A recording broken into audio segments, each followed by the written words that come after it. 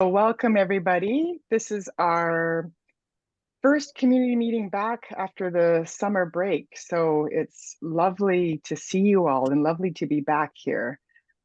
We have a nice surprise to start our new season.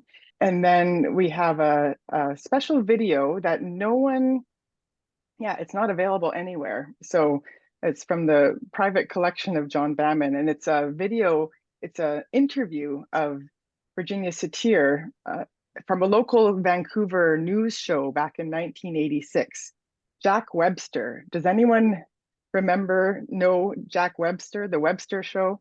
So it's a 20-minute video that we'll share, and Virginia Satir is talking about working with families and working with parents. And anyway, that's what we're going to do. Way. Because the woman who's with me now, not a lady, she's a woman. I was always taught there are no gentlemen or ladies, just men and women. Really is so well credentialed that I'm scared witless of her. She is Virginia Satir, doctor, world-acclaimed family therapist, author of People Making, is revered by her peers as the Columbus of family therapy, kind of like Jung or Freud. And yet she does things like tying people up with ropes to solve their family problems. Where do we start, Virginia? You're a family therapist. Yes. I wish I'd got to you earlier in my younger days.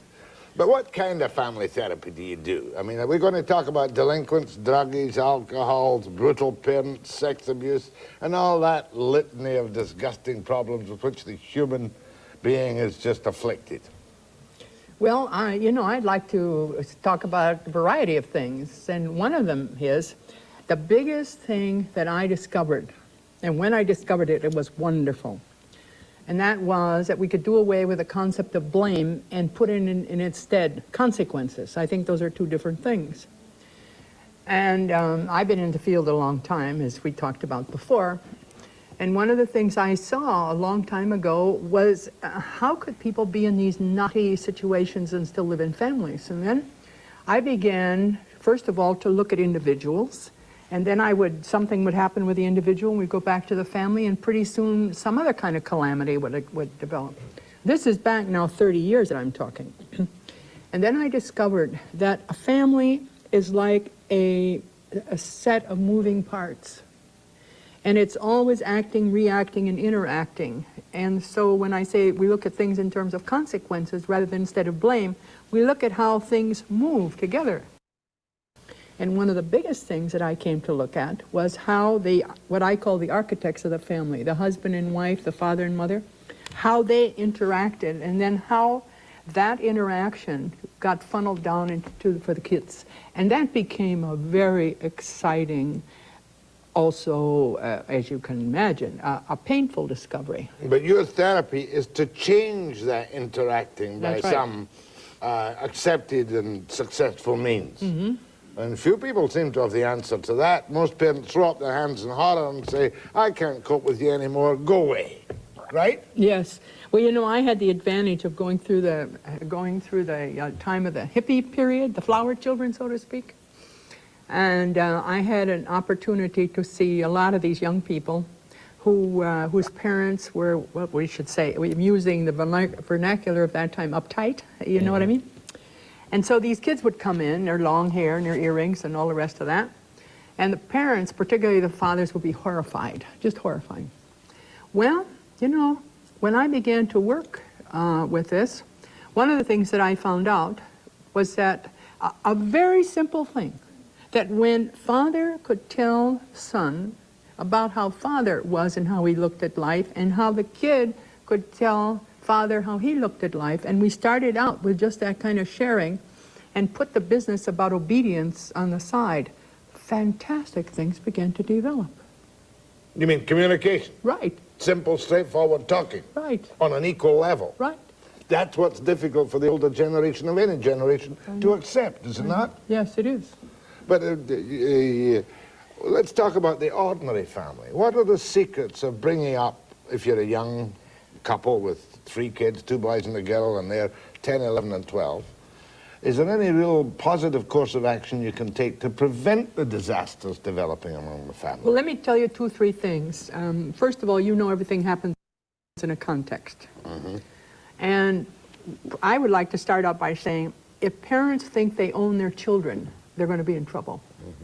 If instead they know that the parents are the only ways in which children come into the world, and they begin to be leaders to their children, not owners of their children, and to be what I call empowering leaders, wise, empowering leaders. And what does a wise, empowering leader do? They look ahead to see what possibilities that may confront somebody. They prepare people for those possibilities, and they don't get all involved in authority problems. Because the authority comes out of the wisdom of what's going on with the teaching. And you know, another thing too with parents, not to mix up the idea of setting limits with wielding authority. In other words, you will not say to your children, you will be in at 10 o'clock tonight or you're grounded for the next month. I think that's a dangerous thing to do. Because you know what happens? The issue, whatever the issue is, gets missed. And what it is the question about authority that comes in. Who are you to tell me what to do? You know, this kind of thing. See, what's another thing I learned, Jack, which was very interesting. People sometimes think they're talking about an issue. And actually, the way they do it, they're talking about who's got the right to tell whom what to do. And anytime that happens, you're going to have to get a resistance. You're going to have to get a defensiveness. And so the challenge is how can you get over working with the issue without activating these defensive responses? Oh, this all sounds wonderful. You know, it's magnificent, and I understand it in the perfect family. Because no family is perfect, as we well know. Right. But surely when you're rearing, if that's not a bad word, a young human animal, you must set some limits. Oh, sure, absolutely. And you know what? I just developed a medallion. And the medallion has 2 sides. On one side it says, in beautiful jewel letters, no. What you ask of me at this point doesn't fit, so the answer is no. Thank you for noticing. On the other side it says, yes, in beautiful letters, what you ask of me at this point fits just fine. The answer is yes. Instead of, no, you can't do this. Or, yes, this is I can love you. Yes means I love you, and no means I hate you. That's right. And when we can begin to say that yes and no have to do with issues, then we can set real realistic limits. And that's been one of the real fantastic exercises that a lot of the families I work with have been grateful to receive. You can simplify it to as simple as that.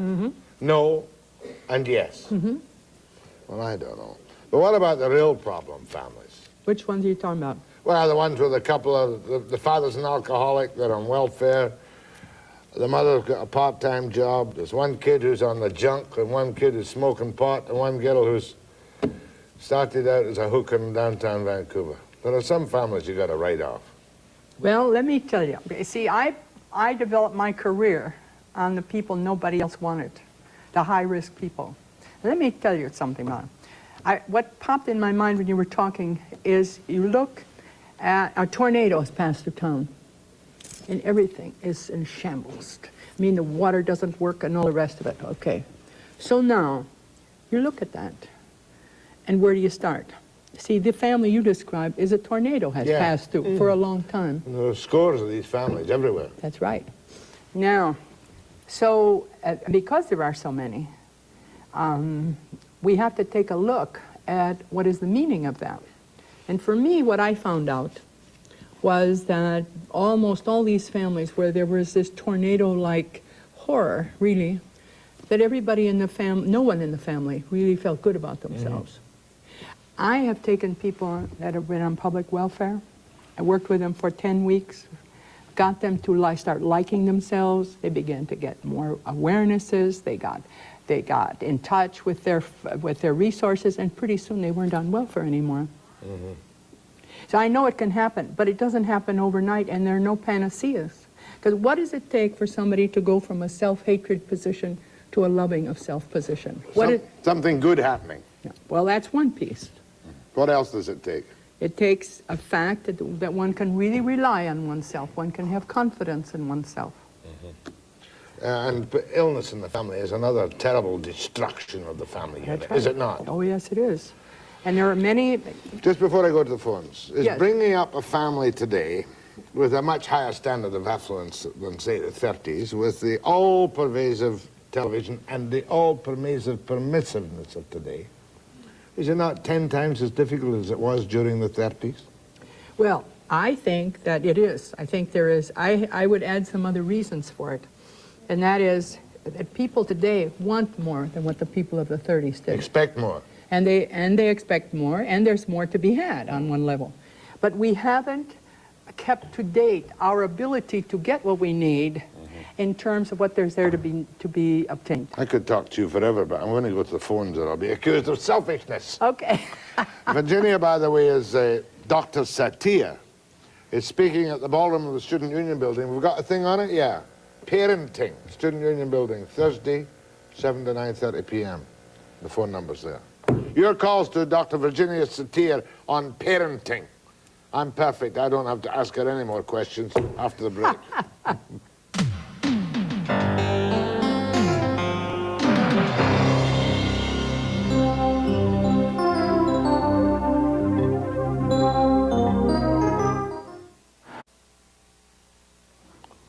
You know, do you think kids are well enough armed today to stay away from cults? Mm-mm. What do you do? No, I think that's... How do you cope with that? Well, that's again, for the cult business, how do you get into a cult? You have to feel very needy.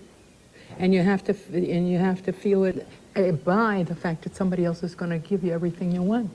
Mm-hmm. Even if they're going to use you as a kind of a slave along the way. Yeah, but people don't know that at the beginning. And look how many people are willing to give away their power to somebody else in return for being taken care of. Then we're back to your self-worth again. That's right. Are we not? That's right. What about punks? Is this a bad thing, or should you let your youngster go through the punky behavior? Well, you see, the way I look at it is that this age of adolescence, it seems like adolescents from time immemorial are experimenting with different things. And the tools and the toys are a little bit tougher than what they used to be. That's right. Drugs especially. I mean, there were no drugs when I was a kid. No, I didn't even know about them. Go ahead to Virginia Satir. Hello. Go ahead. Yes, good afternoon. Yes, Dr. Satir, I was just wondering, do you have any children yourself? And could you tell me what time their curfew hours and what time you wanted them in your home? And if they were out running the streets and doing B&Es and so forth and so forth? Yes, I have children. They're all grown. I have 2 of them. And I will tell you what I did about the curfew business. Because it was important for them to have some limits, okay? But the limits that I set with them, we set together. Because we had the kind of relationship where we trusted each other. And so this always worked well. You never went through a bad time with your own kids? Oh, once in a while I would. But because we had trust, always my kids could comment on anything to me, it didn't matter what. So that I could always know what they were thinking and feeling, and I never violated their trust. Good. Go ahead from Victoria. Yes, Dr. Satir? Yes. I'm a little confused. You said a lot of problems get confused by a power struggle. Uh-huh. How do you respond when the problem is a power struggle? Well, you know, it takes 2 people to continue a power struggle. Mm-hmm. And that is, let's say you make an attack on me, and that power struggle cannot continue unless I re-attack you. Mm-hmm. So one of the ways of starting is that if you're on the other end of it, you can stop working on the power struggle. Mm-hmm. You're saying in the old biblical fashion, turn the other cheek. Not really, but at least don't respond in kind. What I do and what I help people to do is for them to be able to say, for instance, if you attack me, I say to someone, I hear you want something of me and I'm not sure what it is. Mm-hmm. Instead of hearing it, and I have a statement, and I don't know what it'll mean to you, when we can respond to everything outside of ourselves as something to cope with rather than something that defines us, then what we can do is make a creative response to what's going on. Something outside ourselves is something to cope with. Rather than to define ourselves. So if a child or another person gives you a negative comment, that doesn't mean that's how you are. Oh, I see what you mean. That means that you now you creatively cope with that. That's something outside of you. Go ahead, please. Hello, Dr. Satir. I realize you said that everything is based on context, but based on your experience, how would you find a family who is separated, it's deeply affected the children, and to get back together simply for the children? Based on your experience, do they find that the children can develop normally in a situation like this, where happiness sometimes has to be forced? Or Well, let's look at it like this. First of all, let's remember that there are many, many aspects to things. And two parents who really have struggled with something and have deep concern for their children oftentimes will try to say, let's do this for our children, all right? However, they need also to make some new possibilities with them, because if they continue a war status or they continue a status of indifference, they're not doing much for the children. So that I think that it's only common sense that if you are living in a house with somebody, you develop some goodwill and some way of dealing with each other. So there's no pat answer for this. But conversely, if a couple just go back for the sake of the children, perhaps of the fact that four can live cheaper than two groups, is that bad for the children? Well, if there's it continued depends. enmity? Of course it is. Is a decision therefore sometimes got to be made to separate the family for the sake of the parents or for the sake of the children? Sometimes both. Sometimes both. And that's not necessarily a bad decision. No. But I would admire a couple who tried to get together for the sake of the children. Well, then you see there are other things that have to happen. You cannot live in a state of enmity and succeed. Mm-hmm. That's a good rule. Go ahead, please. Hello. Yes. Am I on? Yes, ma'am. Yeah, I'd like to make a comment and a question, and then I'll hang up. Right. I'm a 30-year-old woman who's presently been in therapy for 2.5 years for being severely abused, and I appreciate your example of a tornado. I just wish the rest of my family could get involved in it. And I wholeheartedly support everything you're saying, because as I'm going through it myself right now, I can identify very strongly with what you are trying to get across. It's very difficult for me to kind of mention it, but it's really great what you're saying. The other thing is that what happens is, unfortunately, this type of therapy is only accessible to people who live in large centers like Vancouver. And is there a way for it to be spread throughout, or people in the interior can be able to get a hold of it? That's been Thank you. I'll hang up now. Thank you. How do you get this kind of sympathetic therapy? Well, let me tell you, I have thought about that for a long time. My books, people tell me, are helpful to them. And sometimes people just come together as groups, because I am in touch with a lot of areas all over the world, because my books are translated in at least 20 languages. And when there's nothing else, there are almost always people somewhere, nurses or somewhere, that have some possibilities. And if not, I've had people simply write me. I have drawers full of letters from people who have sat down and read my books and got some things from it.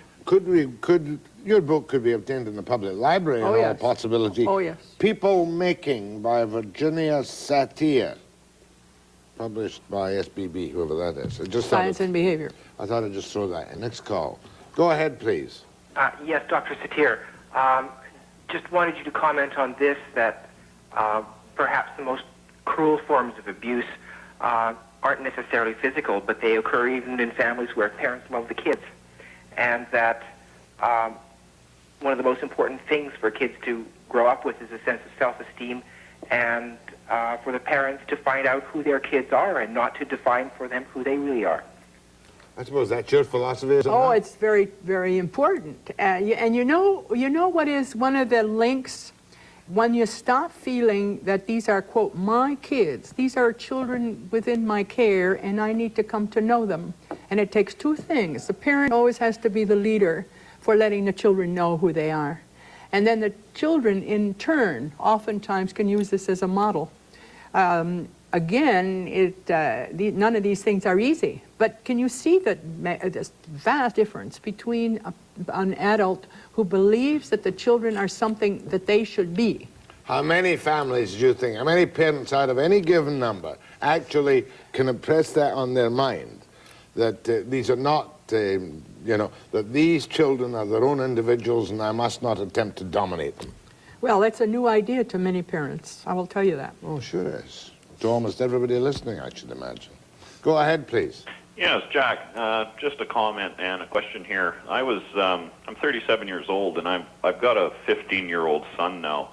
And when I was his age, growing up with Webster on the radio in the morning, it was always, there was a lot of verbal abuse. Now, I'm in a situation now where I dropped out of school and I made good in my career and everything else, but now I'm trying to deal with my 15-year-old son coming home and saying, well, I'm tired of this, I don't want this, I want to go out and find a job. Well, with the way unemployment is, everything now, I'm really against it, and it's causing a lot of friction in my house. And I would like the comments on this, and I'll hang up and listen to it, please. Thank you. I hope the verbal abuse you got when you were a kid didn't come from me on the radio.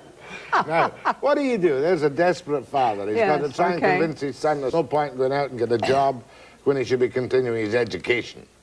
Well, I look at it a different way. I look at it like this. I ask myself, if I've tried everything else, what can I lose by trying something else? Obviously, you have tried a lot of things. So at this moment in time, if you could give yourself permission to say, okay, now I'll try something else. And what will that something else be? To talk with your son and find out some areas where you and he can start to really connect with each other. And then to find out what are his hopes and dreams and be able to tell him something about your hopes and dreams. Now that is much more difficult than it is for you to do it. I've just scraped the surface with you tonight, Dr. Virginia Satir, but I'm on what they call in the business a hard count. Show that meeting notice again, will you, Pat? From up the top there, Thursday night at the Student Union Building. My grateful thanks to Dr. Virginia Satir, the people maker, right? And I hope you get thousands of people turning out to your lecture. New philosophies for me too, and I'll be back after the break. Thank you. There we go. So we're going to go into breakout rooms, and you'll have about 20 minutes to share. Like, how was this for you? And what did you learn? And what resonated and what didn't resonate? Just what are you doing with what you saw in this interview?